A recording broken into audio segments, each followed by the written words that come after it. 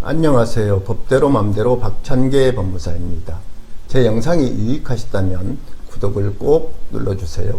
오늘 제목은 전세 사기 피해자의 경매 우선 매수권 알아보기입니다.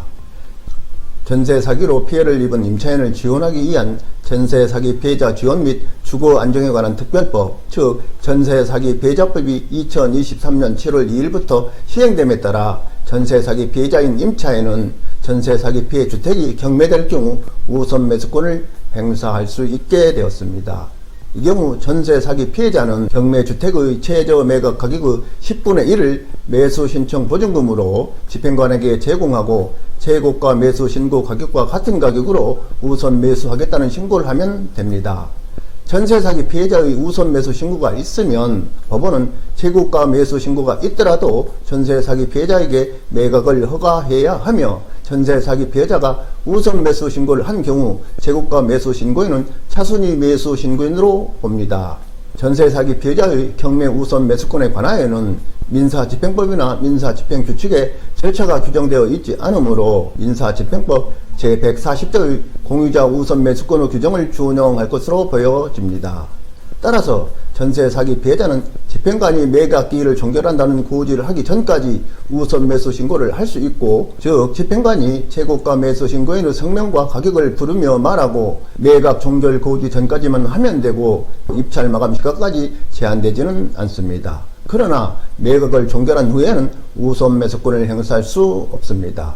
한편 전세 사기 피해자는 매각 기일 전에 미리 매각을 실시할 집행관에게 매수 보증을 제공하고 최고가 매수 신고인과 같은 가격으로 우선 매수권을 행사하겠다고 신고한 후 매각 기일 종결 고지 전까지 보증을 제공하지 않으면 우선 매수권 행사의 효력은 발생하지 않습니다. 전세 사기 피해자의 우선 매수 제도를 이용하여 경매 주택을 저가에 매수하기 위하여 두 차례에 걸쳐 우선 매수 신고만 하고 일반 입찰자들이 매수 신고를 걸 만한 상황을 만들어 놓은 뒤 매수 신고인이 나타나지 않자 매수 신청 보증금을 납부하지 않는 방법으로 유찰이 되게 하였다가 최저 매각 가격이 두 차례 저감된 제4회 매각 기일에 매수 신고인이 나타나지 않으면 비로소 매수 신청 보증금을 납부하여 최고가 매수인의 지위를 얻은 것은 매각의 적정한 실수를 방해한 사람에 해당하므로 매각이 불허가 됩니다. 전세 사기 피해자가 우선 매수 신고를 했으나 다른 매수 신고가 없는 때에는 최저 매각 가격을 최고 매수 신고 가격으로 보아 우선 매수를 인정합니다. 아울러 전세 사기 피해 주택이 국세징수법 또는 지방세 징수법에 따라 공매가 될 경우 전세 사기 피해자는 관할 세무서장 또는 지방자치단체의 장에게 우선 매수를 신청할 수 있습니다.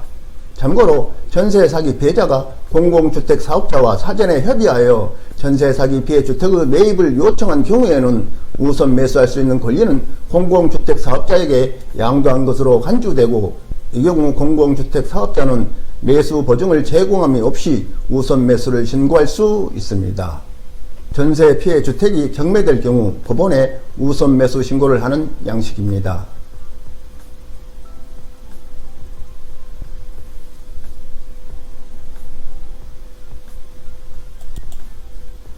전세 피해 주택이 공매될 경우 신청하는 양식입니다.